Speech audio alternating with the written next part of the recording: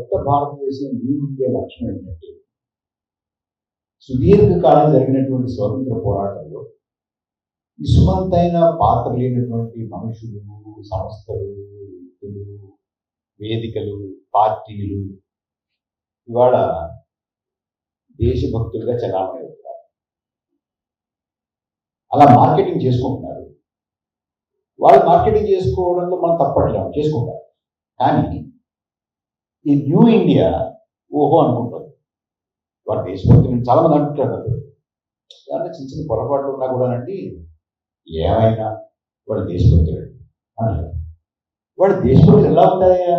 ఇన్నాడు 100 సంవత్సరాలు పైగా జరిగినటువంటి ఒక సుదీర్ఘమైనటువంటి స్వాతంత్ర పోరాటంలో ఇంత కూడా పాత్ర లేనటువంటి వాళ్ళు దేశభక్తులు అని వాళ్ళలా చెప్తారు. మనం సరైన ఎలా అంటాము, ఎలా మార్కెటింగ్. ఇది మరో లక్షణం. ఇంకో లక్షణం చెప్తానండి. నేను ఇప్పుడు వారు సభాధ్యక్షులు వారు నా రైట్ ఫోలియో గురించి కూడా చిన్న ప్రస్తావన తీసుకొచ్చారు. అందులో మేము మార్కెట్ రీసెర్చ్ చేస్తుంటాము. నాకు కొంత రాజకీయాలతో కాస్త ఆసక్తి ఉంది కాబట్టి నేను పరిశీలిస్తూ ఉంటాను. కాబట్టి ఎన్నికల ముందు చాలా దిశ చేయట్లేదు కానీ ఇప్పుడు కూడా కాస్త ఈ ఒపీనియన్ పోలింగ్ అనేది చేసేవారు.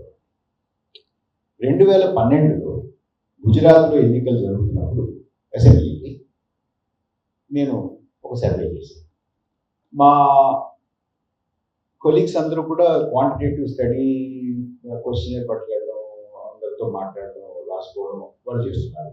నేను ఆ రాష్ట్రంలో దాదాపుగా 5-6 వేల కిలోమీటర్లు ఒక 30 రోజులు తిరిగి అన్ని ప్రాంతాలు తిరిగి కొంచెం ప్రముఖులతోటి, న్యాయవాదులతోటి, డాక్టర్లతోటి, ప్రొఫెసర్లతోటి, జర్నలిస్టులతోటి కాస్త ఆ సమాజాన్ని బాగా అధ్యయనం చేసినటువంటి వాళ్ళతోటి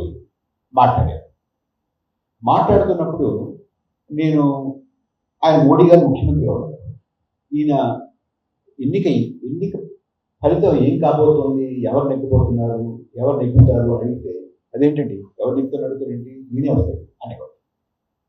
అసలు చర్చకు కూడా తావించేవాడు కాదు.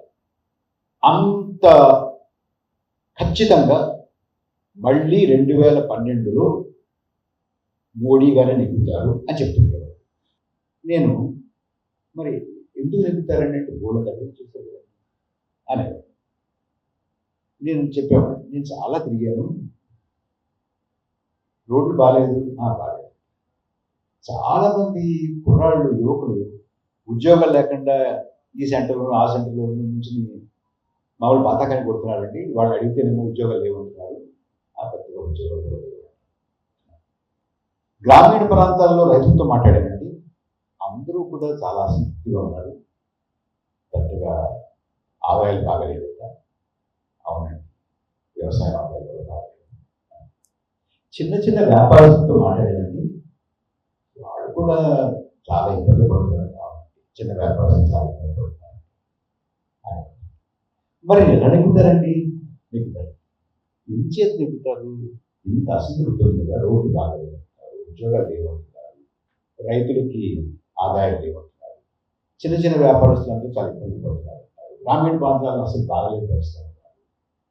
ఇన్ని ఉండగా ఎలా నెగ్గుతారండి అని అడిగితే ఆవేళ పరిస్థితి వాడు ఏం చెప్తారంటే, ఈయనండి వాళ్ళకి శాస్తి చేసేవాడి ఎవరికి అని చెప్పి నెగ్గుతాడు అనేది.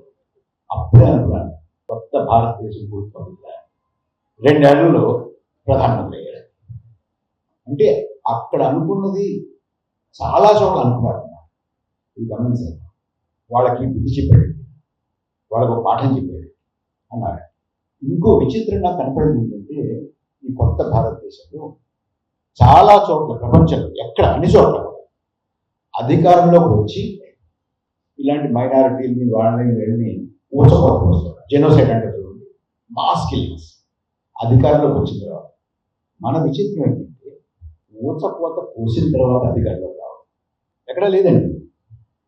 ఊచకోత కోసిన తర్వాత అమ్మో వీళ్ళు దుష్టులు అనుకునేవాడు మామూలుగా. అంచేత చాలా జాగ్రత్తగా అటువంటి మాటలు మాట్లాడకుండా, అటువంటి కార్యాలు ఏం చేయకుండా, అటువంటి చేతలు చేయకుండా అందరినీ మెప్పించేలాగా, ఒప్పించేలాగా నాటకం ఆడి అధికారంలో వచ్చింది వాళ్ళు ఇష్టం చేస్తారు. మామూలుగా చేసేవాడు ఎక్కడ చూసినా కూడా. అది జర్మనీ కావచ్చు, ఇటలీ కావచ్చు, మరో చోటు కావచ్చు, మరో చోటు కావచ్చు, ఎక్కడైనా కావచ్చు.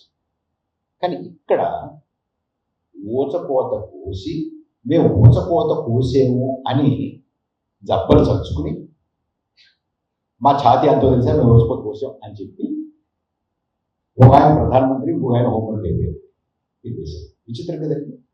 నేను 2023లో ఒక పుస్తకం రాశాను, తెలుగులో కూడా వచ్చింది. ఇంకా ఈ మధ్య తెలుగులో కూడా దాన్ని అనువాదం చేశాను. రాసిన తర్వాత దాన్ని ప్రచురిద్దామని కొంతమంది ప్రముఖమైనటువంటి ప్రచురణకర్తలతోటి సంప్రదించారు. వారు మెయిల్ పంపించారు, పుస్తకం రాశాను, మీరు వేస్తారా? వారందరూ కూడా చాలా ఉత్సాహంగా వేస్తామని పంపించండి. ముందు మామూలుగా ఈ ప్రచురణకర్తలు ఏమవుతారు, పబ్లిషర్స్ ఏమవుతారంటే 10-15 పేజీలు పంపించండి, చూస్తాం ఒకసారి, చూసి బాగుంటే ముందుకెళ్తా ఉంటారు. సో ఒక 10-15 పేజీలు పంపించిన తర్వాత ఉడుకులేదు పడుతుంది. సరే, నేను మెయిల్ మీద మెయిల్ రాస్తూ ఏమైంది ఏమైంది ఏమైంది అని అడుగుతున్నాను. ఏమనుకున్నారు వీడు వదిలేని లేదని. ఒక నెల్లాళ్ళు పోయిన తర్వాత వీరు ఈ 4-5 నాకు సమాధానం రాశారు. ఏమని రాశారంటే, చాలా పుస్తకాలు పైప్ లైన్లో ఉన్నాయండి, ఒక్కోటి వేసుకుంటూ వస్తాము, బ్యాక్లాగ్ ఉంది మాకు, మీరే కంగారు ఏం లేదు కదా, కొన్నాళ్ళు ఆగుతారా అన్నారు. అంటే కంగారు ఏముందంటే ఆగుతారండి, కానీ ఎన్నాళ్ళు ఆగమంటారు? 24 జూన్ వరకు ఆగుతారండి. కంగారు అయితే లేదు కదండి, మరి అన్నాడు ఆగలేనండి అన్నారు. ఇది కూడా న్యూ ఇండియా లక్షణం చూడండి. తర్వాత ఈ మధ్య వాళ్ళు ఇంటర్వ్యూ చేస్తున్నప్పుడు నన్ను అడుగుతుంటారు, ఏమయ్యా ఊరికే ప్రజాస్వామ్యం లేదు దేశంలో, ఇందాక అలా ఇలా అంటారు, ఇంత స్వేచ్ఛగా మాట్లాడుతున్న మాతోటి ఇంత తిరుగుతున్నావు, ఇంత రాస్తున్నావు, నీ స్వేచ్ఛగా ఏమైంది అన్నారు. అసలు రాయడమే కుదరదు, మాట్లాడడమే కుదరదు అనేటటువంటి నియంతృత్వం కూడా ఉందండి. అది కొంచెం ముదిరిన తర్వాత ఇప్పుడు ఏంటంటే రాయడానికి మాట్లాడడానికి అడ్డలేదు, కానీ రాసిన తర్వాత మాట్లాడిన తర్వాత ఏమవుతుందో తెలియదండి.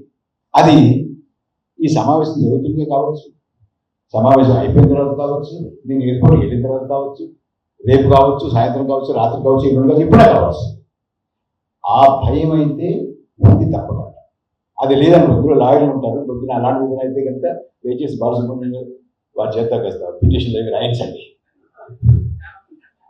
చాలా మంది ఉన్నారు కదండి.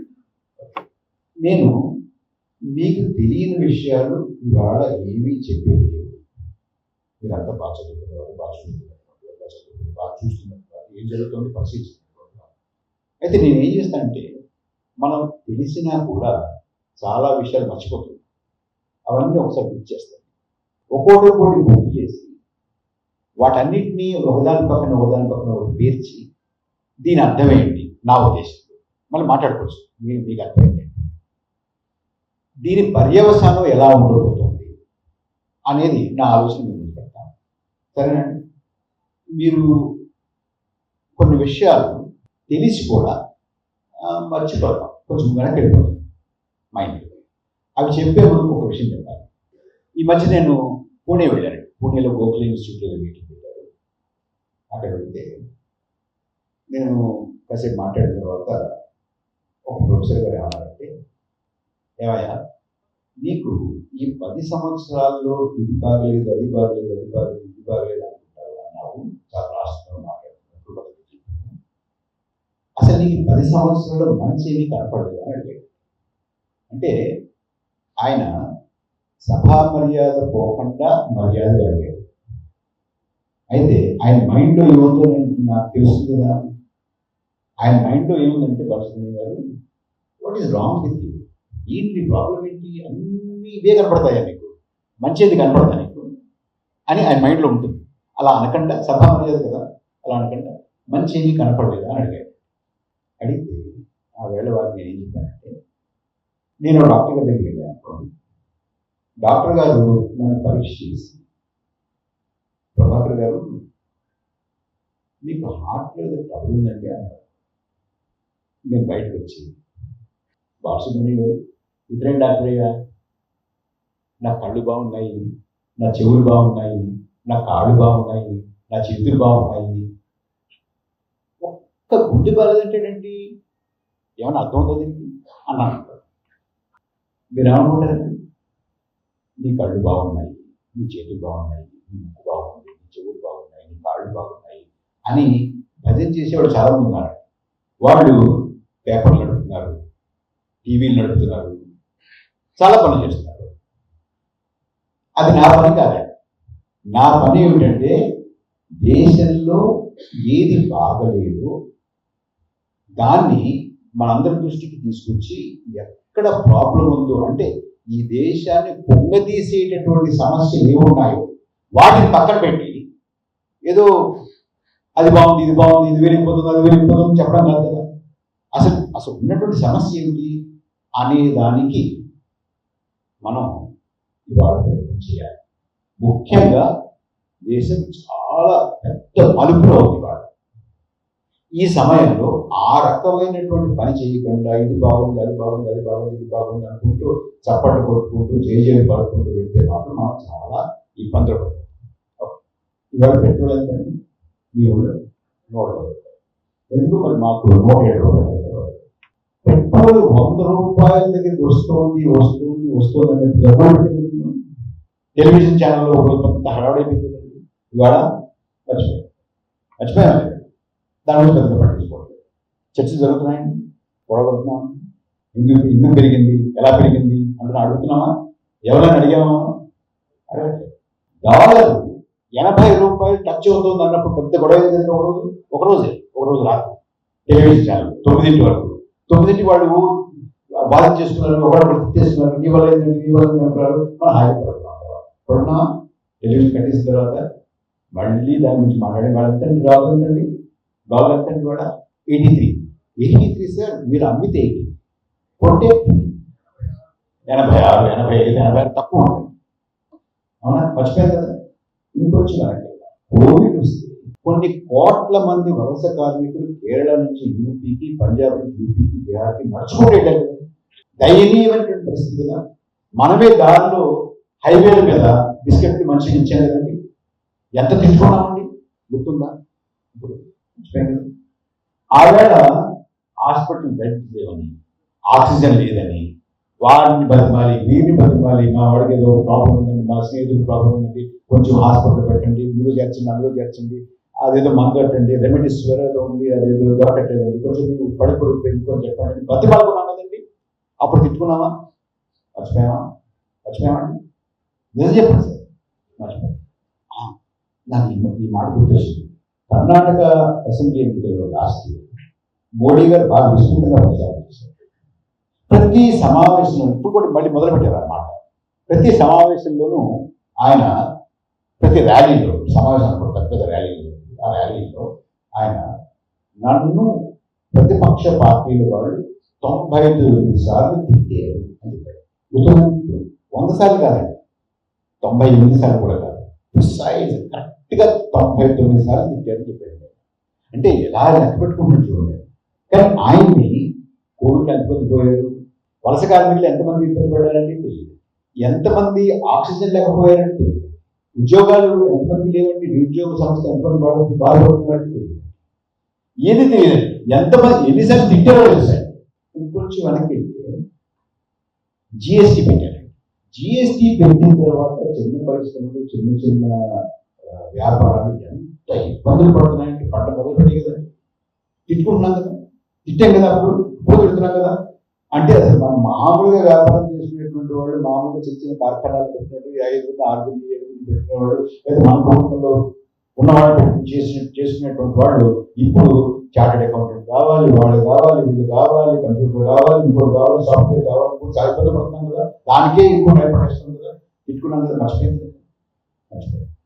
ఇంకొంచెం వెనక్కి వెళ్తే 16లోకి వెళ్తే సడన్గా రాత్రి 8 గంటలకి మీరు జేబులో ఉన్నట్టు చెప్పారండి. ఎన్ని ఇబ్బందులు పడ్డామండి. బ్యాంక్ వెళ్తే ఇంతే ఉందంటాడు, ఇవ్వమంటాడు, పెళ్ళి ఉంది, లేదా ఖర్చు ఉంది, మరొకటి మండపలే అందులో పెట్టాము, రావు, అది చూపించుకుంటాడు, ఈ పెళ్ళి ఉందా, సుబ్లాక్ పట్టమంటాడు, అది పట్టం. నానా ఇబ్బందులు పెట్టేసరికి క్యూలో ఉంచున్నాం, ఎండలో ఉంచున్నాం. ఆ ఎండలో నుంచినటువంటి వాళ్ళకి సాయంగా మంచిని ఇచ్చేవాడు కొంతమంది, బిస్కెట్ ఇచ్చేవాడు కొంతమంది, అమ్మేవాడు కొంతమంది, రకరకాలుగా. ఎంత అయింది మా తిట్టుకున్నాం. పోనీ దానివల్ల ఏమైనా ఉపయోగం ఉందా అంటే ఉపయోగం కూడా ఏం లేదు కదా. ఎందుకంటే 99% క్యాష్ మళ్ళీ వెనక్కి వెళ్ళిపోయింది. అది కూడా తెలుసు కదా మనకి. దాన్ని మర్చిపోయాం, దాని గురించి పెద్దపడదు. నేను ఇవన్నీ ఎందుకు చెప్పానంటే మిమ్మల్ని బ్లేమ్ చేయడం కాదు, నేను కూడా మర్చిపోయాను.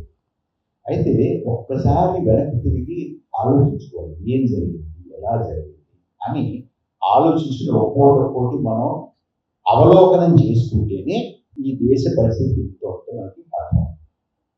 దానికోసం మీరు చేసేటప్పుడు అంటే మనం మర్చిపోతున్నాం. ఎప్పటికప్పుడు మా అమ్మ అంటుంది, ఏ రోజు ఆ రోజు పరగడిపోయాను, నేను తినది వాడు కూడా అంతే, నిన్న పడిన బాధ కూడా వాడు ఉండదు, మర్చిపోతాం. కానీ రాజ్యాన్ని నడిపేటటువంటి వాళ్ళు ఎవరు ఉండాలి అని మనం ఆలోచించినప్పుడు, ఎవరిని ఎంపిక చేసుకోవాలని ఆలోచించినప్పుడు ఒక్కసారి 5 ఏళ్ళుగా 10 ఏళ్ళుగా ఏం జరిగింది, ఏం జరుగుతుంది అనేది మనం ఒకసారి గుర్తు తెచ్చుకోవడం చాలా మంచిది. 2-3 విషయాలు చెప్తాను. 2025 బిగినింగ్ జనవరిలో రైల్వే వారు ఒక అడ్వర్టైజ్మెంట్ తీసుకొచ్చారు. 35,000 ఉద్యోగాలకి అడ్వర్టైజ్మెంట్ గుర్తుందండి మీకు? దానికి 1,25,00,000 మంది దరఖాస్తు చేసుకున్నారు. For 35,000 jobs, 1,25,00,000 applications came. దేశంలో నిరుద్యోగం ఎంత తీవ్రంగా ఉందో అర్థమయ్యేటటువంటి ఒక ఉదాహరణ. 2, గాజాలో యుద్ధం జరుగుతుంది కదండి. గాజాలో పాలస్తీనులకి ఇజ్రాయేలీ వారికి మధ్య జరుగుతున్నటువంటి ఆ సంఘర్షణ, అక్కడ ఇజ్రాయేలీ ప్రభుత్వం వారు పాలస్తీనులందరినీ ఉద్యోగాలను తీసేసి దానికి మిత్ర దేశాలైనటువంటి దేశాల నుంచి యువతి యువకులను తీసుకోవడానికి నిర్ణయించారు. సరే, మన దేశానికి ఇజ్రాయెల్కి మంచి సంబంధాలు ఉన్నాయి. ముఖ్యంగా మన ప్రధానమంత్రికి ఇజ్రాయెల్ ప్రధానమంత్రికి మంచి సంబంధం. నాకు ఎవరు చాలా చాలా స్నేహం ఉంటుంది. సరే, ఇక్కడ రిక్రూట్మెంట్ చేసుకుంటారు. సరే అన్నారు వాళ్ళు. హర్యానాలోను యూపీలోను ముందు రిక్రూట్మెంట్ సెంటర్ తెచ్చారండి. ఆ తర్వాత రాజస్థాన్లోను మధ్యప్రదేశ్లో కూడా తెచ్చారు. తెలిస్తే యువతి యువకులు ఆ రిక్రూట్మెంట్ సెంటర్స్ దగ్గర బారులు తీరుతున్నారు. వెళ్తుంటే అక్కడ మీడియా వారు వెళ్ళి ఆ యువతి యువకులను అడిగారు, కుర్రాడు మీరు ఎక్కడికి వెళ్తాను తెలుసా? తెలుసండి. గాజాలో యుద్ధం జరుగుతుంది తెలుసా? తెలుసండి. అక్కడ బుల్లెట్లు వర్షం కురుస్తుంది తెలుసా? తెలుసండి. బాంబులు వేస్తున్నారు తెలుసా? తెలుసండి. కొన్ని ఊళ్ళు ధ్వంసం అయిపోతున్నాయి తెలుసా? తెలుసండి. అయినా అక్కడికి వెళ్తారా మీరు? వెళ్తాను. ఎందుకు వెళ్తావయ్యా? అంత విధ్వంసం జరుగుతుంటే ప్రాణాలతో ఉంటావో లేదో కూడా తెలియనటువంటి అనిశ్చిత పరిస్థితి, అంత ప్రమాదకరమైనటువంటి ప్రాంతానికి ఉద్యోగం చేయడానికి ఎందుకు వెళ్తాను అనుకుంటున్నాం అంటే ఏంటండి, ఉద్యోగం లేకుండా ఇక్కడ చర్చ చేయబట్టి అక్కడికి వెళ్ళి ఉద్యోగం వస్తుంది, చేస్తాము, ఎన్నాళ్ళు బతికితే అన్నాళ్ళు బతుకుతాము, బతికిన నాడు ఉద్యోగం చేసి నీవేదో ఎంత తింటాము, 10 రూపాయలకి పంపుతాము. ఇక్కడ అది కూడా లేదు కదండి అన్నారు.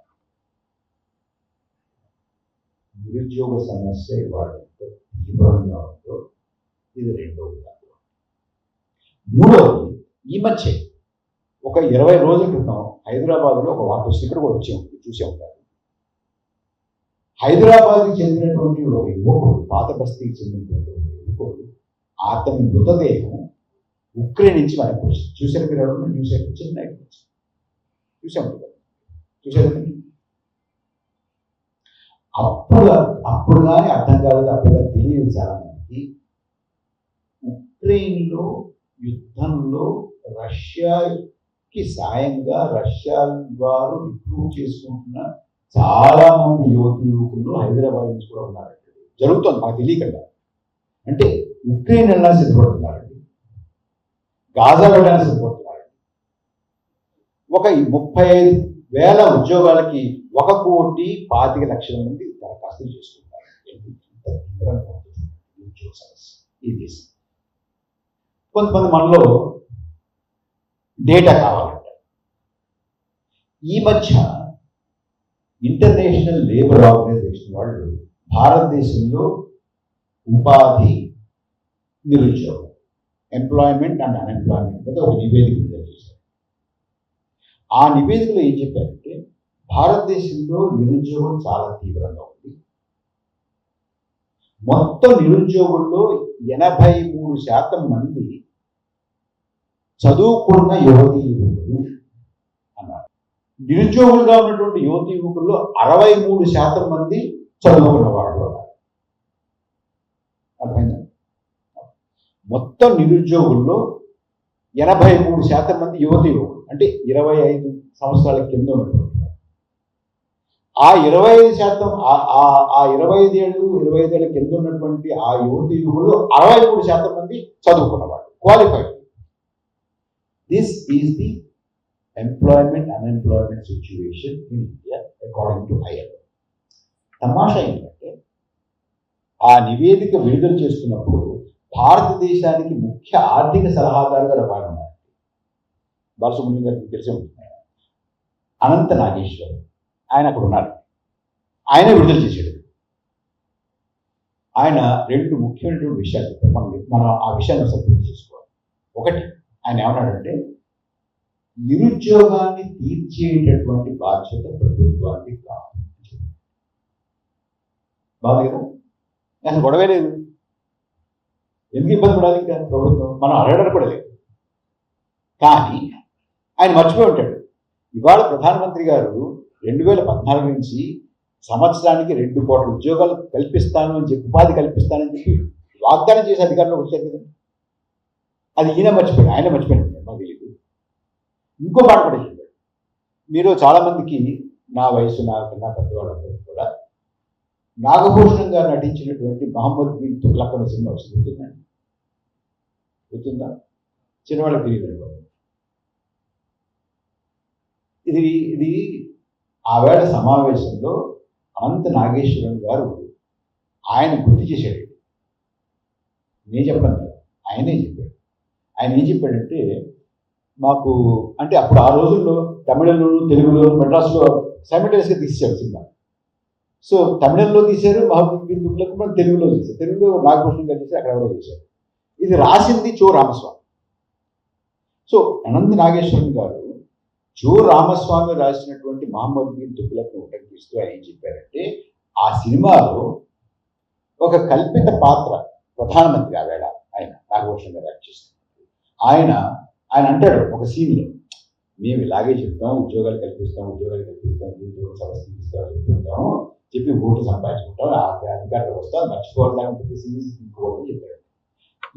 ఈ మాట అనంత నాగేశ్వరం గారు చెప్పారండి ఆ సమావేశంలో. మరి ఆయన ఆ మాట చెప్తున్నప్పుడు ఆయన మదిలో మన ప్రధానమంత్రి గారు వెలిగారో లేదో నాకు తెలియదు, ఐడియా. ఆ మాట అనలేదు ఆయన, బట్ ఈ మాట మాత్రం చెప్పారు. సో నిరుద్యోగం అనేటువంటిది ప్రభుత్వానికి సంబంధం లేదు అని తేల్చారు. కాబట్టి ఇంత దారుణమైనటువంటి నిరుద్యోగ సమస్య దేశంలో ఉన్నప్పుడు మన భారత ప్రభుత్వానికి ముఖ్య ఆర్థిక సలహాదారుగా ఉన్నటువంటి అనంత నాగేశ్వర్ గారు తెలియజేసినటువంటి మాట. తర్వాత అలా ఆ నివేదిక విడుదల చేసినటువంటి 2-3 రోజులకి వరల్డ్ ఇన్ఈక్వాలిటీ ల్యాబ్ అని ప్యారిస్లో ఉంటుందండి. ల్యాబ్ అంటే ల్యాబ్ కాదు, అది ఒక స్టడీ గ్రూప్. వాళ్ళు థామస్ పికెటీ అనేటువంటి ఒక ప్రముఖమైనటువంటి ఆర్థికవేత్త, ఆయన ఆధ్వర్యంలో నడిచేటటువంటి వరల్డ్ ఇన్ఈక్వాలిటీ ల్యాబ్ భారతదేశం మీద ఒక నివేదిక ఇచ్చారు. ఆ నివేదిక సారాంశం 3 విషయాలు ఏంటంటే, ఒకటి, భారతదేశంలో ఇవాళ ముఖ్యంగా 10 సంవత్సరాలుగా ఉన్నటువంటి అసమానత ఈ దేశ చరిత్రలో ఎన్నడూ లేదు. Number 1 historical high of inequality. Number 2 ఈ దేశంలో ఉన్నటువంటి 1% people get 22% of it's income. 22% ఈ దేశంలో ఉన్నటువంటి ఆదాయం 1% వారికి జరుగుతుంది. రెండవది 1% of this countries population holds 40% of it's assets and wealth. 1% ప్రజల దగ్గర 40% ఈ దేశానికి చెందినటువంటి ఆస్తులు ఉన్నాయి అనేది. ఇంకా నూరు చాలా ఉన్నాయనుకోండి, కింద 10% దగ్గర ఉంటుంది, కింద 50% దగ్గర ఉంది, చాలా ఉంటుంది. మీరు చూడండి ఒకసారి. ఈ 3 చాలా ముఖ్యమైనటువంటి విషయాలు. అంటే అసమానతలు బాగా పెరిగిపోతున్నాయి. అసమానతలు ఎంతగా పెరిగిపోతున్నాయనంటే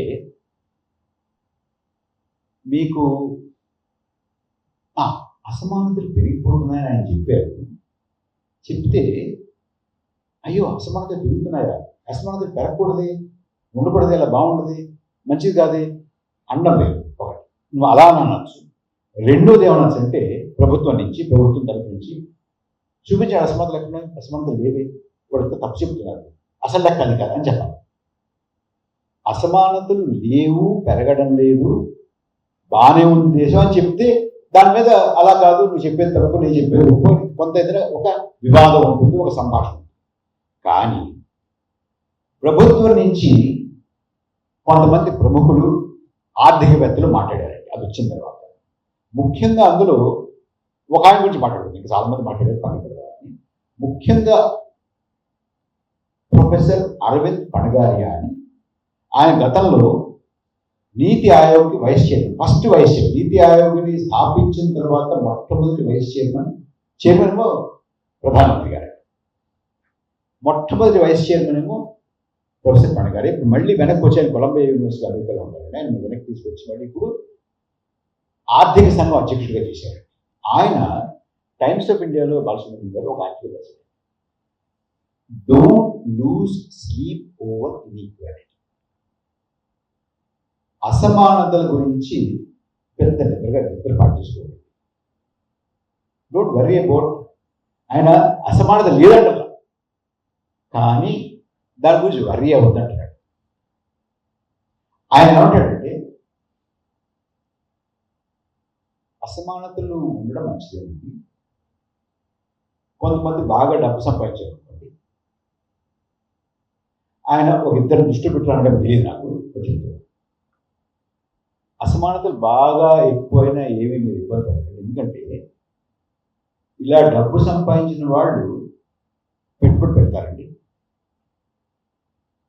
పెట్టుబడి పెడితే ఇవాళ కాకపోతే రేపు, రేపు కాకపోతే ఎల్లుండి, ఎల్లుండి కాకపోతే అవతల కాకపోతే 2 ఏళ్ళకి, 2 ఏళ్ళకి కాకపోతే 5 ఏళ్ళకి, 5 ఏళ్ళకి కాకపోతే 10 ఏళ్ళకి, 10 ఏళ్ళకి కాకపోతే 15 ఏళ్ళకి మీకు కూడా ఇంతో వస్తుంది, మీరు ఆ వేచి చూస్తూ ఉండాలి అన్నాడండి.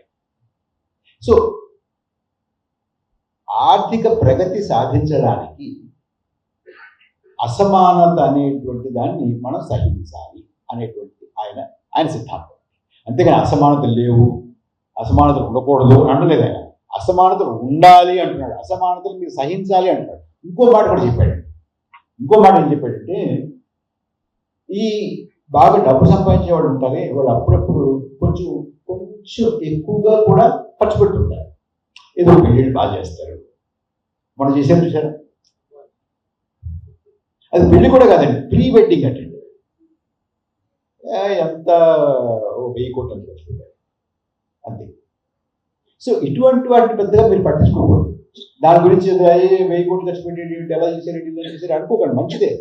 ఎందుకంటే 1000 కోట్లు ఎక్కడికి వెళ్ళింది, ఎవరికో వెళ్ళింది కదా, వాళ్ళకు కూడా ఆదాయాలు వచ్చాయి కదా అని ఆయన. అసమానతలు అనేటువంటివి పర్వాలేదు, మంచిది అనేటటువంటి ఒక వాదన, అంటే ఒక మానసిక స్థితి. It's okay, it's good. ఇవాళ కదా రేపు మనకు కూడా వస్తుంది. వాడు బాగా డబ్బు సంపాదిస్తే వాడు ఏం చేసుకుంటారు పాపం, మనకి ఇవ్వాల్సిందే కదా. ఏమండి అంత అంత తీసుకెళ్ళిపోతాడు. వెళ్ళే తర్వాత ఆయన ఇది ఖర్చు పెడతారు, ఇల్లు కడితే కొంతమందికి ఉపాధి వస్తుంది. ఆయన పెళ్లి చేస్తాడు, అందులో డాన్సులు పెడతాడు, వాళ్ళు కూడా దాంట్లో కొంత ఉపాధి వస్తుంది. భోజనాలు పెడతాడు, దానికి కూడా కొంత. ఇలాగా నెమ్మదిగా మీకు నాకు కూడా ఏవో 4 మెతుకులు దొరుకుతాయి. జాగ్రత్త, కంగారు పడకండి. ఇవాళ వచ్చే నెల వస్తుంది, ఆగాలి మీరు అంటున్నాడు ఆయన. చూడండి ఎంత బాగా చెప్పాడు. అలాగే మీకు చాలా పాశ్చాత్య దేశాల నుంచి కొన్ని సంస్థలు ఉంటాయి. అవి పేపర్లో చాలా ప్రముఖంగా వస్తుంది. మీకు ఎకనామిక్ టైమ్స్ అలాంటి పేపర్లు ఉంటాయి చూడండి, ఈ ఎకానమీ గురించి రాసేటువంటి పేపర్స్లో బాగా ప్రముఖంగా వస్తుంటాయి. Standard and poor, Moody's, Goldman socks ఇలాంటి వాళ్ళు భారతదేశం ఎంత వేగంగా ముందుకెళ్ళిపోతుంది, ఎంత బ్రహ్మాండంగా పెరుగుతుంది, అలా చేసేస్తున్నారు, ఇలా చేసేస్తున్నారు, ఇలా వస్తుంది, అలా అయిపోతుంది, ఇన్ని వస్తున్నాయి అన్నీ వస్తున్నాయని చెప్తుంటారు కదండి. అది మనకి అది జరిగిన తర్వాత మన వైపు తిరిగి వెళ్తారండి. ఏమయ్యా మేము అక్కడ అలా ఉందని ఇలా ఉందని మరి చూడండి, మూడీస్ ఏమన్నారు, వాళ్ళకన్నా ఎక్కువ తెలుసా నీకు? మూడీస్ కన్నా ఎక్కువ తెలుసా? గోల్డ్మెన్ సాక్స్ కన్నా ఎక్కువ తెలుసా? వాళ్ళకన్నా ఎక్కువ. ఇలా పెద్ద పెద్ద బ్యాంకులు వాళ్ళు IMF వాళ్ళు చెప్తుంటారు కదా. మరి ఇలా ఉంది, అలా ఉంది ఏంటంటే బ్రహ్మాండమైన రోడ్లు పడిపోతున్నాయి. ఇదివరకటికి ఇప్పటికి ఒక తేడా ఉంది. ఇదివరకు 1 కిలోమీటర్ 4 లేన్లు రోడ్లు ఉన్నాయి కదా. 1 కిలోమీటర్ 4 లేన్లు రోడ్లు, 1 కిలోమీటర్ 4 లేన్లు రోడ్లు. ఇప్పుడు 1 కిలోమీటర్ 4 లేన్లు రోడ్డు 4 కిలోమీటర్లు. తెలుసా మీకు ఇది? లెక్క మారిపోయింది. సడన్గా ఏమవుతుందంటే మీరు 1 కిలోమీటర్ వేసి 1 కిలోమీటర్ అనుకునేవాడు మాట్లాడు, మీకు తెలియదు 4 కిలోమీటర్లు. అంచేత ప్రతిదీ కూడా 4 ఇంతలు పెరిగిపోయినట్టుగా మనం చూపించుకోవచ్చు. జీడిపి గురించి మాట్లాడతాం కదా మనం.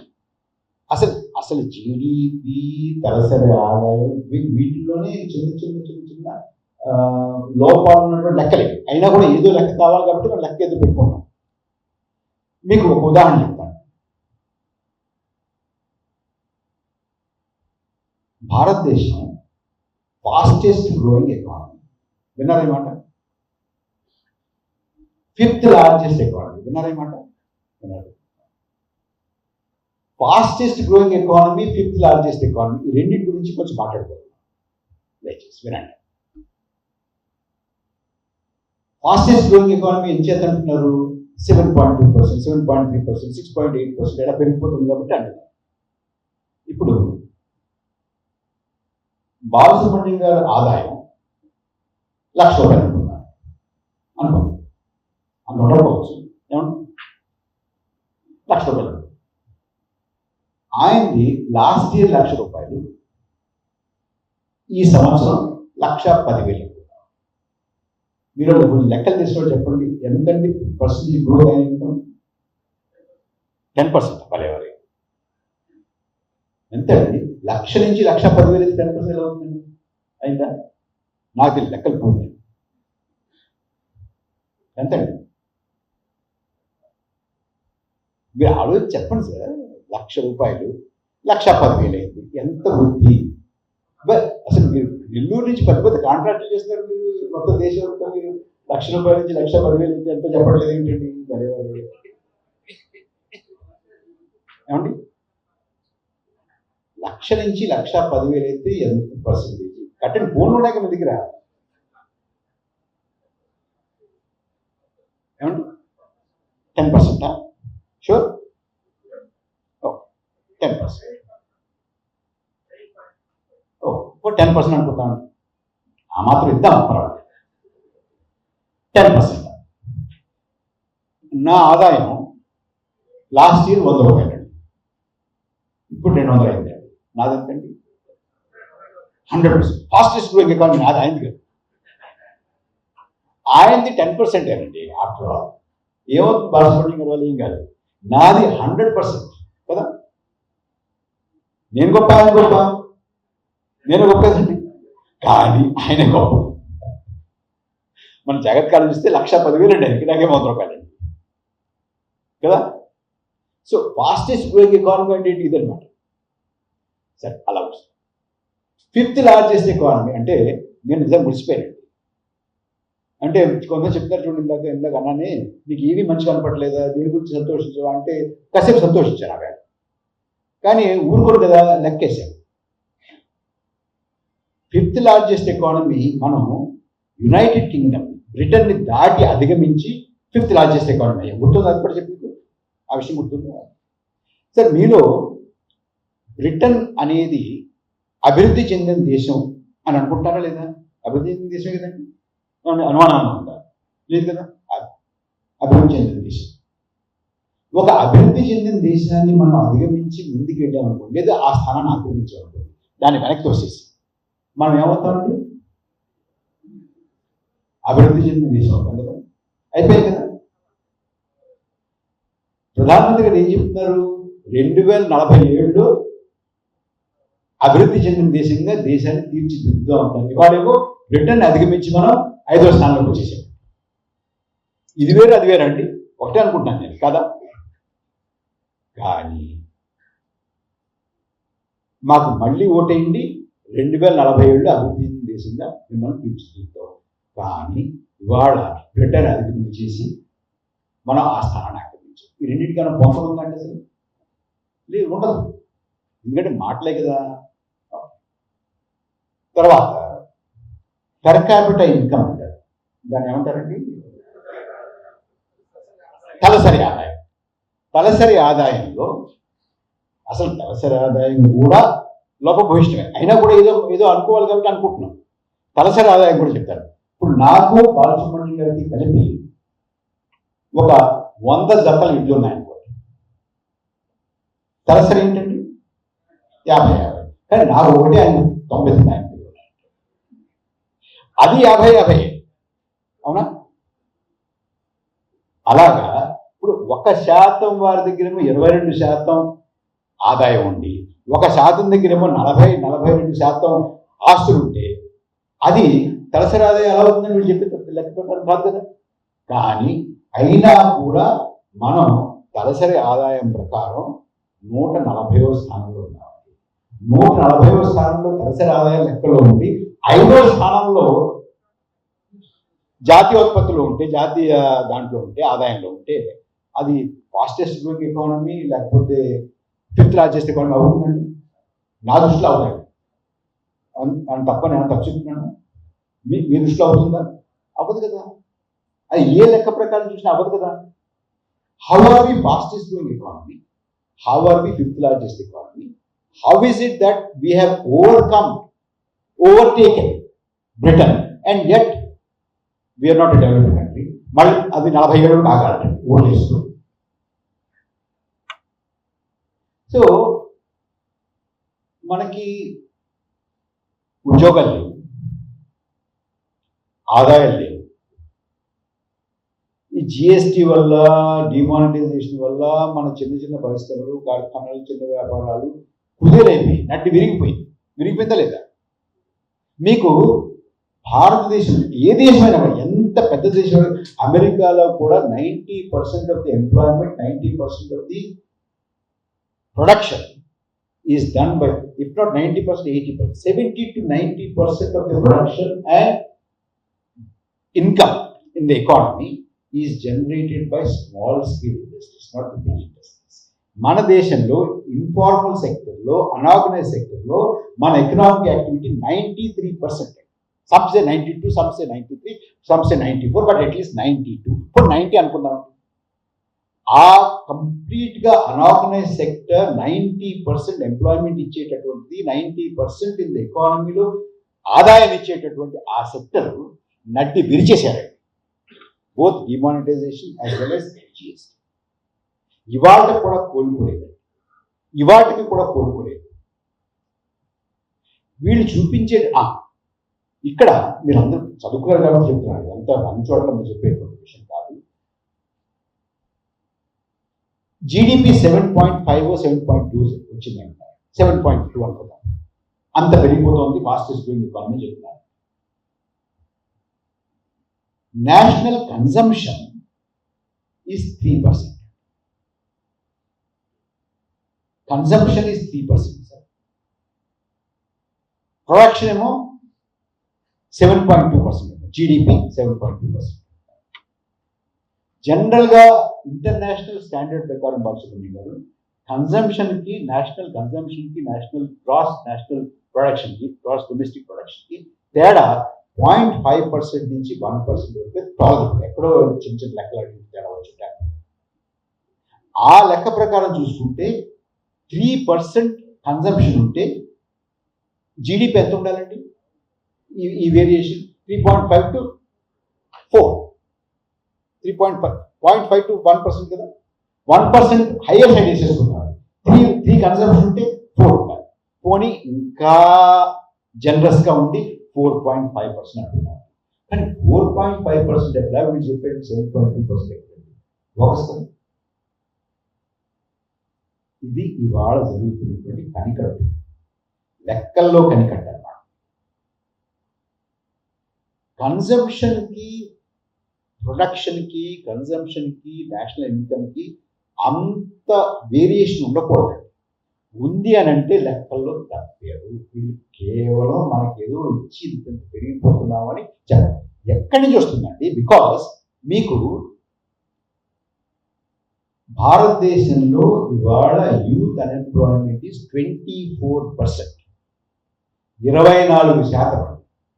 24% యూత్ అన్ఎంప్లాయ్మెంట్ అనేటటువంటిది ప్రపంచంలో చాలా తక్కువ దేశాల్లో. కొన్ని దేశాలు, జిబోతి అలాంటి దేశాల్లో, ఆఫ్రికాలో ఉన్న దేశాల్లో 60%, 70% కూడా పక్కన పెట్టాలి. అది మనం కంపేర్ చేస్తుంది. ఫాస్టెస్ట్ గ్రోయింగ్ ఎకానమీ కదా మనది, 5th లార్జెస్ట్ ఎకానమీ కదా. 5th largest economy, fastest growing economy, ఇంత గొప్ప ఎకానమీ ఎవరి సరసన, ఎవరి కంపెనీలో ఉన్నామంటే ఇరాన్ కంపెనీలో ఉన్నాము, యెమెన్ కంపెనీలో ఉన్నాము, లెబనాన్ కంపెనీలో ఉన్నాము.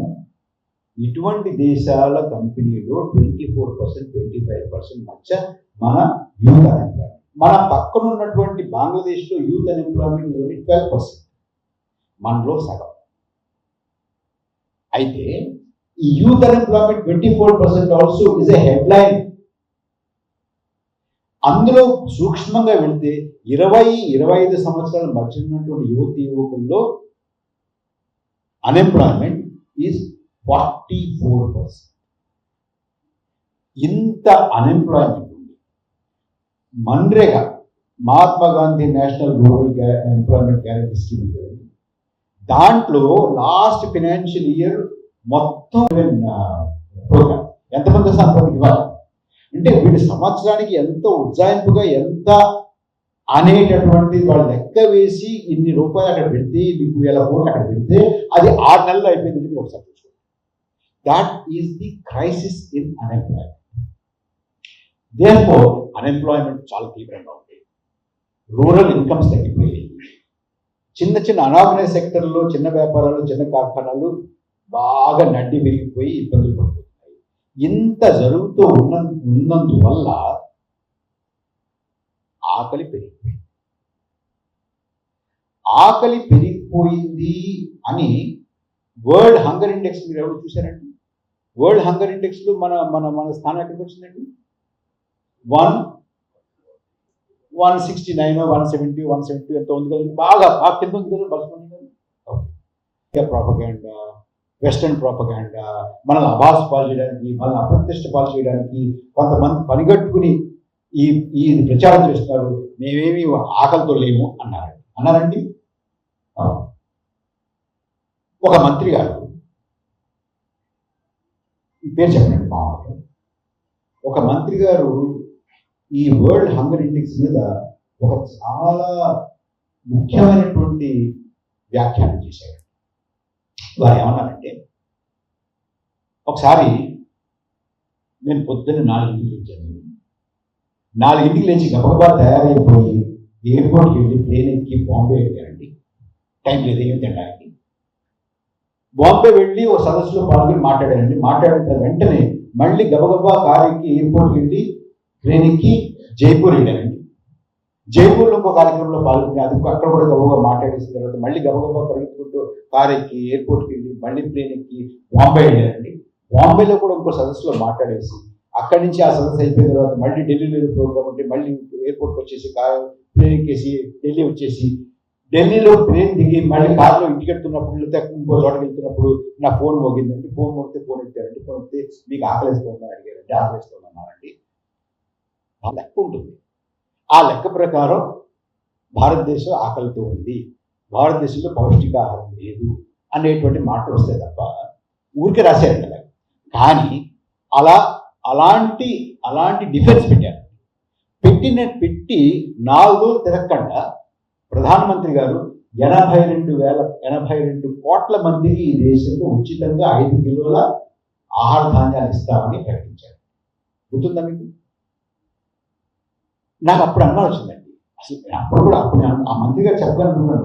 భారతదేశం ప్రతిసారి ఆడిపోసుకోవడమే బాగాలేదు అంటుంటారు, కానీ చూడండి ఎంత బాగా చెప్పారో ఆ మంత్రి గారు అనుకున్నాను. కానీ ప్రధానమంత్రి గారు ఈ మాట అనగానే, ఈ ప్రకటన చేయగానే నాకు అనిపించింది, ఏంటి దేశం అంతా కూడా సృష్టిగా భూమి చేసి తీర్చుకుంటూ కూర్చుంటే ఈయన 5 కిలోలు ఉచితంగా బియ్యం ఉచితంగా గోధుమలు ఇస్తా అంటే ఎందుకు ఇస్తున్నాడు అర్థం కాదు. అంటే ఎక్కడో ప్రభుత్వానికి అనుమానం వచ్చింది, జనాలు ఆకలితో అనుభవిస్తున్నారు. ఆకలితో ఎందుకు అనుభవిస్తున్నారంటే ఉద్యోగాలు లేవు, ఆదాయాలు లేవు, వ్యవసాయాలు బాగలేవు, బిజినెస్లు బాగలేవు, వ్యాపారాలు బాగలేవు, చిన్న పరిశ్రమలు బాగలేవు. పెళ్లిళ్ళు చేసేవాళ్ళు మాత్రం బాగున్నారు, పెద్ద పెళ్లిళ్ళు చేసేవాళ్ళు. కానీ చాలా మంది 82 కోట్ల మందికి మనం ఉచితంగా ఆహార ధాన్యాలు కూడా నుండి 5 ఏళ్ళకి ప్రకటించారు. గుర్తుపట్టారు మీరు? గుర్తుందా? 5 ఏళ్ళకి ప్రకటించారు. మామూలుగా ప్రభుత్వాలంటే బాలసుబ్రహ్మణ్యం గారికి తెలుసు, ఆయన కౌన్సిల్ నిలదీస్తుంటారు కదా, చేసేవారు కదా. ప్రభుత్వాలు ఏదన్నా స్కీమ్ 1 ఇయర్ పెడతారు, పెట్టి నడిపి ఇది బాగుందా బాగలేదా, 82 కోట్ల మందికి కావాలా తగ్గించాలా, 5 కిలోలు కావాలా తగ్గించాలా, లేదా పెంచాలా అనేది ఆలోచిస్తారు. కానీ ఈయన ఒకేసారి 5 కిలోలు 5 ఏళ్ళకి 82 కోట్ల మంది ప్రకటించాడంటే ఆయన ఉద్దేశం ఏంటంటే 5 ఏళ్ల వరకు మీరు ఇలాగే ఎడుగుతారు బాబు అంటే. మీకు 5 ఏళ్ల వరకు మీరు ఇందులోంచి బయటపడేటువంటి ప్రసక్తి లేదు, ఆ రకమైనటువంటి ఆశని పెట్టుకోకండి, 5 ఏళ్ళకి ఇచ్చేస్తున్నాం అనేటువంటి మాట చెప్పాడంటే 5 ఏళ్ళకి మనకి ఈ పరిస్థితి మారదు ఆయన తెలిసి చేసేయడం అనేది అనుమానం. మీరు ఆలోచించండి. సో ఈ రకంగా ఆర్థిక వ్యవస్థ అనేటువంటిది అది పట్టణాల, పల్లెల, వ్యవసాయమా, నిరుద్యోగమా, అన్నింటినీ సమానంగా ధ్వంసం అయిపోయింది ఆర్థిక వ్యవస్థ ఈ 5 సంవత్సరాలు 10 సంవత్సరాలు. ముఖ్యంగా 6-7 సంవత్సరాల నుంచి 16 నుంచి 17 నుంచి అయితే 1-2 ఏళ్ళు కలలు, చాలా పెద్ద కలలు. మీకు గుర్తుందో లేదు? మేక్ ఇన్ ఇండియా గుర్తుందండి, స్టాండప్ ఇండియా, ఖేలో ఇండియా గుర్తుందండి,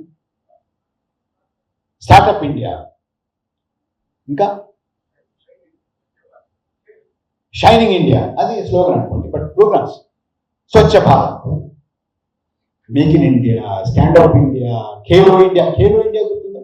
ఖేలో ఇండియా ఇవన్నీ పెట్టి వాళ్ళు పెట్టారండి.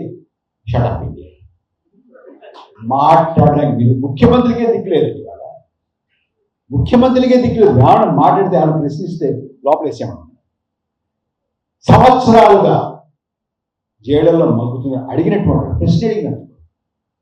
పెద్దగా వాళ్ళు చేసేది కూడా లేదు. అడుగుతా, ఏంటంటే నువ్వు చెప్పే లెక్కలకి నువ్వు చేసే ప్రామిస్కి ఏమైనా సంబంధం ఉందని అడుగుతాను. అడుగుతుంటే వేసేస్తాను. దేశంలో పెట్టుబడులు లేవు. మనకి 10 సంవత్సరాల క్రితం అండి 30% డొమెస్టిక్ ఇన్వెస్ట్మెంట్ ఉండేది. ఇవాళ 19% పడింది. 30 నుంచి 30 నుంచి 19% డొమెస్టిక్ ఇన్వెస్ట్మెంట్ వస్తుంది. కానీ ఇక్కడ ఏ మాట కామాట చెప్పుకోవాలి. ఒకసారి మంచి చేస్తే చెప్పుకోవాలి కదా, న్యాయం కదా. ప్రభుత్వం ఎంత ఎఫర్ట్ పెడుతోందంటే డొమెస్టిక్ ఇన్వెస్ట్మెంట్ పెంచడానికి. ఈ పెద్ద పారిశ్రామికవేత్తలు వారు పెట్టుబడి పెట్టడానికి ప్రోత్సహించడానికి వారు రుణాలు మాఫీ చేశారు. 25 లక్షల కోట్ల రుణాలు మాఫీ చేసి రండి పెట్టుబడి పెట్టండి అంటున్నారు. అయినా పెట్టుబడి పెట్టకపోతే కార్పొరేట్ ట్యాక్స్ ఉంది కదా, అది 30% నుంచి 22% తగ్గించారు. పన్నులు కూడా తగ్గించారు. ఒకటి రుణాలు మాఫీ చేశారు, రెండోది పన్నులు తగ్గించారు, మూడోది ప్రొడక్షన్ లింక్ ఇన్సెంటివ్ స్కీమ్ అని పెట్టారు, పిఎల్ఐ. విన్నారా? ఆ ప్రొడక్షన్ లింక్ ఇన్వెస్ట్మెంట్ స్కీమ్లో 26 బిలియన్ వచ్చే 5 సంవత్సరాలు $26 బిలియన్ వీళ్ళకి కేటాయించారు. ఆల్రెడీ ఇస్తారు. మీకు అరబిందో ఫార్మా ఉంది కదా మన దగ్గర, అరబిందో ఫార్మాకి 1000 కోట్లు శాంక్షన్ చేశారు. అఫ్కోర్స్ ఎలక్ట్రల్ బాండ్ కూడా ఇచ్చారు మీరు మాట కామెంట్ చెప్తారు అని గుట్టే పుచ్చుకోరు కదండి.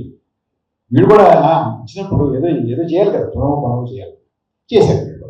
మరి అనుకుని చేశారా, ముందు ఇంత ఇస్తే అంత ఇస్తామన్నా తెలియదు, మనకు తెలియదు. ఆ విషయాలు మనకు తెలియదు.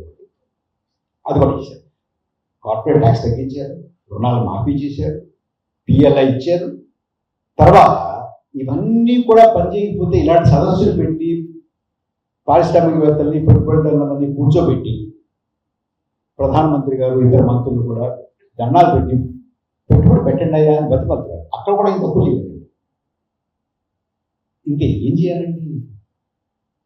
ఏమన్నా తక్కువ చేశారా? ఎంత కృషి చేస్తున్నా కూడా 30% నుంచి 19% డొమెస్టిక్ ఇన్వెస్ట్మెంట్ పడిపోయిందా? పడిపోవడమే కాదు, మీకు సంవత్సరానికి దాదాపుగా 150,000 మంది గత 10 సంవత్సరాలుగా అందులో ultra high network individuals, highest number of ultra high network individuals are leaving the country every year. Leaving the country అంటే అది చూసి రావడానికి ఇక్కడ 10 రోజులు ఉండడానికి, పిల్లలు చూసి రావడానికి, లేకపోతే పిల్లల కాన్పు కోసం, ఇట్లా కాదండి. పౌరసత్వాన్ని వదులుకొని పాస్పోర్ట్ ఇచ్చేసి వద్దు బాబు వెళ్ళిపోతున్నటువంటి వాళ్ళ సంఖ్య ప్రతి సంవత్సరం కూడా పెరిగిపోతుంది. లాస్ట్ మనకి లెక్క అవైలబుల్గా ఉన్నది 2022. 2022లో 2,25,000 మంది మీ పాస్పోర్ట్ మాకు వద్దు, మీ పౌరసత్వం మాకు వద్దు అని, అందులో ఎక్కువ శాతం మంది హై నెట్వర్క్ ఇండివిజువల్స్ ఈ దేశాన్ని వదిలిపెట్టేసి వెళ్ళిపోతున్నారు. పెట్టుబడి పెట్టట్లేదు, దేశాన్ని వదిలేసి వెళ్ళిపోతున్నారు. ఇన్ని ఇన్సెంటివ్స్ ఇచ్చినా, ఇంత బతిమాలిన, ట్యాక్స్ని తగ్గించిన, రుణాలు మాఫీ చేసిన, ప్రొడక్షన్ లింక్ ఇన్సెంటివ్స్ ఇచ్చినా కూడా పెట్టుబడి పెరగట్లేదు కాబట్టి ఉద్యోగాలు రావట్లేదు కాబట్టి ఆదాయాలు లేవండి. ఆదాయాలు లేవు కాబట్టి మన్రేగా గురించి, ఉపాధి హామీ పథకం గురించి మాకు కావాలంటారు. అది సంవత్సరానికి ఇచ్చినటువంటి కేటాయింపు ఒక 6 నెలలు అవగొట్టేస్తున్నారు. ఉక్రెయిన్ వెళ్తున్నారండి, గాజా వెళ్తున్నారండి. ఒక రైల్వే ఉద్యోగాలకి 1,25,00,000 మంది అప్లికేషన్ పెట్టుకుంటున్నారు. ఇంత దారుణమైనటువంటి పరిస్థితుల్లోకి దేశం ఆర్థికంగా వచ్చేసింది. ఇది ఆర్థిక. ఇంకొక 2 విషయాలు. మన ప్రజాస్వామ్యం ఎలా ఉంది? బాగుందనుకుంటున్నాం, కానీ బాగలేదండి. ప్రజాస్వామ్యం అంటే 5 ఏళ్లకోసారి మనం పోలింగ్ బూత్కి వెళ్ళి ఓటు వేసేసి నోరు పూసి కూర్చుని ఉంటే ప్రజాస్వామ్యం అనుకుంటే కనుక బాగుంది. ఇప్పుడు ఓటేస్తున్నాం, అది కూడా మన ప్రమాదంలో పడుతుంది, వేరే విషయం. కానీ మనం ఈ దేశంలో 3 వ్యవసాయ చట్టాలని పాస్ చేస్తున్నాం. కూర్చున్నాం, మర్చిపోయారు, కొంతమంది మర్చిపోయారు. 3 చట్టాలని పాస్ చేసుకున్నప్పుడు అది దేని గురించి పాస్ చేసుకున్నాం? వ్యవసాయం గురించి పాస్ చేస్తున్నాం. వ్యవసాయానికి సంబంధించినటువంటి 3 చట్టాలు. వ్యవసాయానికి సంబంధించినటువంటిది అని అంటే వ్యవసాయం ప్రత్యక్షంగాను పరోక్షంగాను ఈ దేశంలో అత్యధిక శాతం మందికి ఉపాధి కల్పించేది, ప్రత్యక్షంగాను పరోక్షంగా. దగ్గర 43% మన శ్రామిక శక్తి ఇవాళ వ్యవసాయం మీద ప్రత్యక్షంగాను పరోక్షంగాను ఆధారపడుతుంది. ఆర్థిక వ్యవస్థ 50% పైగా వ్యవసాయం మీద ఆధారపడుతుంది. అంతేకాకుండా మన భూభాగంలో అత్యధిక శాతం భూభాగం వ్యవసాయం గురించి ఉంటుందండి మన పాలన, అంతే కదండి. అలాంటి వ్యవసాయం గురించి 3 చట్టాలు చాలా ముఖ్యమైన చట్టాలు చేస్తున్నప్పుడు 3 నిమిషాలు కూడా మన లోక్సభలో రాజ్యసభలో దాని గురించి చర్చ లేకుండా పాస్ చేసేసారు. 3 చట్టాలు చేసేసారు. 3 చట్టాలు చేసేసిన తర్వాత రైతుల్లో ఆందోళన ఉంది. కొంతమంది దీనికి వ్యతిరేకంగా ఉద్యమించడం మొదలుపెట్టారు. గుర్తుందండి కదా. ఇప్పుడు మళ్ళీ చేస్తున్నారు, అది వేరే విషయం. అప్పుడు చేసినప్పుడు వాళ్ళు ఏమన్నారండి? ఉగ్రవాదం అన్నారు. ఈ దేశాన్ని విచ్ఛిన్నం చేసేటువంటి వాళ్ళు అన్నారు. వీళ్ళు విదేశీ శక్తుల ఏజెంట్లు అన్నారు. ఖలిస్తానీ అన్నారు. నానా మాటలు అన్నారు. అండమే కాకుండా దగ్గరగా 730 మంది రైతుల్ని కాల్చి చంపారు. గుర్తుందని కంచె వేసేసారు ఢిల్లీకి రాకుండా. చైనా వాళ్ళు వచ్చి 4000 చదరపు గజాలు చదరపు కిలోమీటర్లు ఆక్యుపై చేసుకున్నా కూడా పెద్దగా మనకి ఏం పట్టలేదు. కానీ రైతు మాత్రం ఢిల్లీకి రాకూడదు. ఐడియా ఉంది మీకు? అలాంటి చట్టాలు చేసి చట్టాలు వ్యతిరేకించినటువంటి వాళ్ళని నానా మాటలు అని కాల్చి చంపి లాఠీ చార్జింగ్ చేసి బుల్లెట్లు రబ్బర్ బుల్లెట్లు ప్రయోగించి నిజమైన బుల్లెట్ కూడా ప్రయోగించి కంచెలు వేసేసి ట్రాక్టర్లు బుల్డోజర్లు పెట్టి ఇష్టపడి చేసేసి ఇంత చేసిన తర్వాత ఇన్ని నానా మాటలు అన్న తర్వాత పంజాబ్ ఎలక్షన్స్కి ఒక 4-5 రోజుల ముందు ప్రధానమంత్రి గారు ఒక ప్రకటన చేశారండి. వీటిని వెనక్కి తీసుకుంటున్నారు. చేశారా? గుర్తుందా? చేసిన తర్వాత మళ్ళీ లోక్సభ రాజ్యసభ సమావేశం అయినప్పుడు వీటిని వెనక్కి తీసుకుంటున్నట్టుగా ఒక రెజల్యూషన్ పాస్ చేశారు. చేశారు, గుర్తుందా? చేశారు. అప్పుడు కూడా 3 నిమిషాలు కూడా చర్చ లేదు. పాస్ చేసినప్పుడు 3 నిమిషాలు చర్చ లేదండి. ఎందుకు చేశారు, ఏమిటి అనే దాని మీద ఎక్కడా కూడా ప్రస్తావన లేదు. వెనక్కి తీసుకున్నప్పుడు కూడా ఏమీ ప్రస్తావన లేదు. ఎందుకు చేసాము, ఎందుకు చేస్తున్నాము, వెనక్కి తీసుకున్నాము, ఏమైంది అనేటువంటి దాని మీద ఎక్కడా కూడా సంజాయిషి కానీ ఎక్స్ప్లెనేషన్ కానీ ఏమీ లేదు. అంటే ప్రజాస్వామ్యం అంటే నాలాంటి వాళ్ళు అర్థం చేసుకుంది ఏంటంటే, బహుశా మీకు కూడా ఇదే ఆలోచన ఉండొచ్చు. ప్రజాస్వామ్యం అంటే మనం ఒక సంభాషణ ద్వారా, ఒక సంవాదం ద్వారా, ఇచ్చి పంచుకోవడం ద్వారా, ఆలోచనలు పంచుకోవడం ద్వారా, అవతల వాళ్ళు చెప్పినటువంటి విని ఆ విన్నవి మనం చేసినటువంటి పనిలో ఎంతో ఇన్కార్పొరేట్ చేసుకోవడం. లేదంటే ఇలా కాదు ఇలాగే చేయాలని చెప్పి నచ్చ చెప్పడం ద్వారా చేసేటటువంటి పరిపాలన మన ప్రజాస్వామ్యం అనుకుంటే మాత్రం ఇది ప్రజాస్వామ్యం కాదండి. ఇక ఈ ప్రభుత్వాన్ని కూర్చారు, ఆ ప్రభుత్వాన్ని కూర్చారు, వాళ్ళు కొన్నారు, వీళ్ళు కొన్నారు, చాలా ఉన్నాయి. అవన్నీ పక్కన పెట్టింది. అసలు ముఖ్యంగా మన శాసనాలు చేసుకుంటున్న ఇంత ముఖ్యమైనటువంటి అంశం మీద మన శాసనాలు చేసుకుంటున్నప్పుడు ఎలా చేసుకోవాలి అనే దాంట్లో మౌలికమైనటువంటి ప్రజాస్వామ్యబద్ధంగా ప్రజాస్వామ్య సూత్రాన్ని పాటిస్తూ తీసుకోలేదంటే ఈ దేశంలో ప్రజాస్వామ్యం ఉందా లేదా అనేది ఒకసారి మనం ప్రశ్నించుకోవాలి. ఇది ప్రజాస్వామ్యం. ఇక మన దేశంలో ఉన్నటువంటి సౌభ్రాతృత్వం, మన సొసైటీలో, మన సమాజంలో ఉన్నటువంటి సౌభ్రాతృత్వానికి ఏ రకమైనటువంటి ఆపద ఇవాళ ఉంది అంటే, సరే మా ఊళ్ళోనండి క్రైస్తవులు ఉన్నారు, మీ ఊళ్ళో కూడా ఉంటారు, ముస్లింలు ఉన్నారు, మీ ఊళ్ళో కూడా ఉంటారు.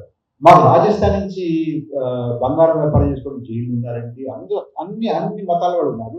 మాది మొట్టమొదటి నుంచి ప్రజా జీవితంలో ఉన్నటువంటి ఫ్యామిలీ కాబట్టి, కుటుంబం కాబట్టి మేము ప్రతి వాళ్ళని ఖాదరవల్లి బాబాయ్ అంటాం, జోసెఫ్ మావయ్య అంటాం, అన్సారీ తాతయ్య అంటాం, ఇలా అనేవాడు.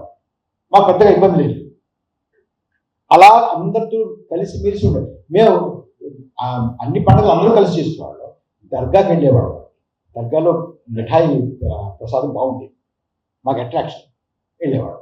పెద్దగా మేము ఎప్పుడు అది మాది కాదు, ఇది మీది కాదు, ఇది మీది అది మాది అనుకోలేదు. కానీ ఇవాళ దేశంలో మీరెవరు, మీ మతం ఏంటి, మీ కులం ఏంటి, మీ మతం ఏంటి, మీ మతం ఏంటి అనేటటువంటి బాగా ఎంత పెచ్చరిల్లిపోయిందంటే, ఒక ఉదాహరణ చెప్తాను మీకు చాలా మంది మీకు తెలిసే ఉంటుంది, ఉన్నా లేకపోయినా ఓలా ఊబర్ తీసుకెళ్ళి. నేను హైదరాబాద్లో బాలసుబ్రహ్మణ్యం గారు ఒకసారి నేను ఎక్కడికో వెళ్ళాలంటే ఊబర్ పిలిచిన తర్వాత వచ్చాడు కుర్రాడు కూర్చొని. జనరల్గా నేను ఏం చేస్తానంటే ఊబర్ ఎక్కిన తర్వాత, ఓలా ఎక్కిన తర్వాత అతనితో మాట్లాడతాను. ఎక్కడి నుంచి వచ్చేవాడు, నీ పేరు ఏంటి, ఏం చదువుకున్నావు, ఇప్పుడు వచ్చాడు హైదరాబాద్ అని అడుగుతాను. మామూలుగా చిన్న కుర్రాడితే పెళ్ళైందని అడిగితే, పెద్దవాడికి అడగడానికి బాగుండదు. చిన్న కుర్రాడిని పెళ్ళైందని అడిగితే ఇంకా కాలేదని, కుర్రాడు ఎక్కాడండి, వచ్చాడు. అతని పేరు అశోక్ పేరు చెప్పాడు. చిన్న కుర్రాడికి పెళ్లి కాలేదండి, మన రాయలసీమ ఇచ్చాడంట, ఈ మధ్యన వచ్చాయండి, పెద్దగా నాకు తెలియదు, డ్రైవింగ్ వచ్చి ఇక్కడ వచ్చాను కొంచెం. ఆ తర్వాత నేను పని చేసుకుంటున్నాను.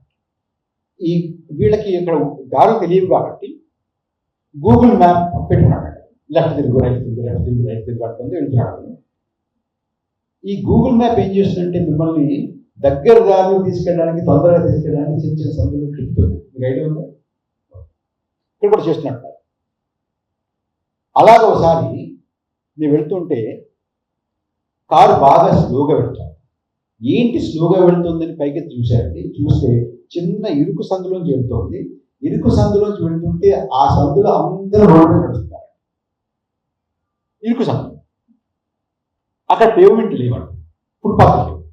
అసలు ఫుట్పాత్ ఉన్నా కూడా ఫుట్పాత్ నడవడంత పని చేస్తాం. అలాంటి దాంట్లో వెళ్తూ ఉన్నప్పుడు స్లోగా వెళ్తోంది. ఈ కుర్రాడు ఉన్నట్టుండి వెనక్కి తిరిగి నా వైపు చూసి, చూడండి ఈ ముస్లింలు రోడ్డు మీద నడిచేస్తాను మళ్ళీ అన్నట్లేదు అన్నాడు. ముస్లింలు ఏంటి రోడ్డు మీద నడిచేది ఏంటి, మనం వెళ్ళకపోవడం ఏంటి?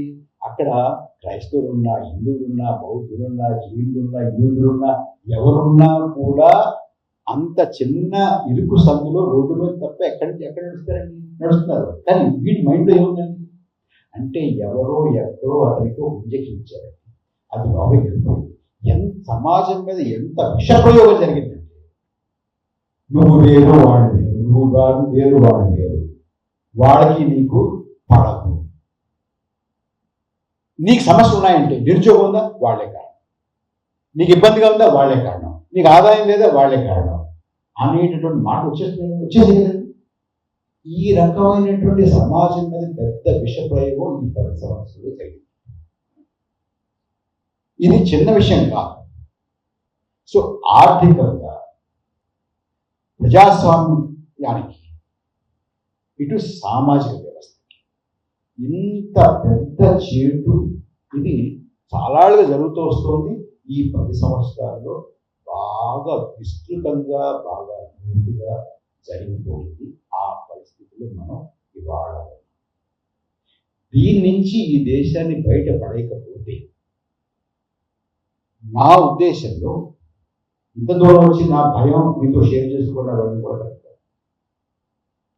ఈ ఎన్నికల్లో కనుక మళ్ళీ ఇదే ప్రభుత్వం కనుక వస్తే కేంద్రంలో మళ్ళీ ఎన్నికలు అంటూ ఉండవు.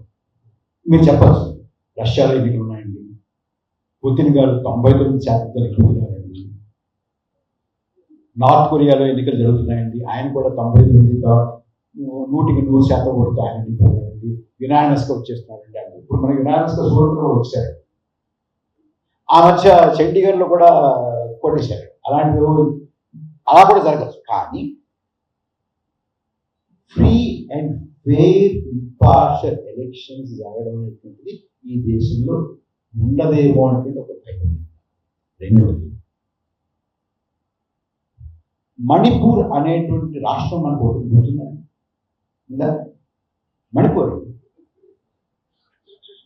మణిపూర్ ఎన్నాళ్ళ నుంచి మండుతుందండి? 1 year నుంచి. మర్చిపోయింది కదా, గుర్తుందా? వస్తుందా? వార్తలు ఏమైనా వస్తున్నాయా టెలివిజన్లో కానీ పేపర్లో కానీ? మణిపూర్లో ఏం జరుగుతుంది అనేది మీరు చూస్తున్నారంటే చదువుతున్నారు కానీ అది మన మైండ్ తీసేసారండి.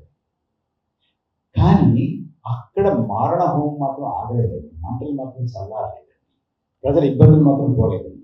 నా భయం ఏంటంటే, మనం ఏమనుకుంటామంటే ఎక్కడో మణిపూర్ జరుగుతుంది, ఏం పడదు, నెల్లూరు ఎందుకు జరుగుతుంది, బెంగళూరు ఎందుకు జరుగుతుంది, చెన్నైలో ఎందుకు జరుగుతుంది, మరో చోట ఎందుకు జరుగుతుంది, భోపాల్ ఎందుకు జరుగుతుంది అనుకుంటున్నాం. కానీ ఇవాళ మణిపూర్లో జరుగుతున్నటువంటిది మనం కనుక ఏమాత్రం అప్రమత్తంగా లేకపోతే ప్రతి రాష్ట్రంలోనూ, ప్రతి గ్రామంలోనూ, ప్రతి పట్టణంలోనూ, ప్రతి నగరంలోనూ జరిగేటటువంటి ప్రమాదం ఉంది మాట కూడా చెప్పేవాడుగా వచ్చారు. దీన్ని ఏమీ తక్కువగా వేసుకోవద్దు. గోధ్రాకి మణిపూర్కి మధ్య గ్యాప్ ఎంతండి? 20 సంవత్సరాలు. కానీ మణిపూర్కి రేపొద్దు నెల్లూరుకి మాత్రం అంత గ్యాప్ ఉంటుందండి. అది మాత్రం చెప్పాలి. వీళ్ళు ఏమనుకుంటారంటే మనం ఆకలేస్తుంది, ఏంటి ఇలా జరుగుతుంది అన్న ప్రతి వాడికి 5 కిలోలు బియ్యం మొహాన్ కొట్టేసి, 5 కిలోలు ఏమో ఆకలేస్తున్న వాడికి వాడి మొహాన్ కొట్టి 5 ఎయిర్పోర్ట్లు ఏమో మా ఫ్రెండ్కి ఇచ్చేద్దాం. ఇది ఇవాళ ఈ ప్రభుత్వం అనుసరిస్తున్నటువంటి విధానం. 5 kilos per poor, 5 airports to my friend. That's all. Thank you.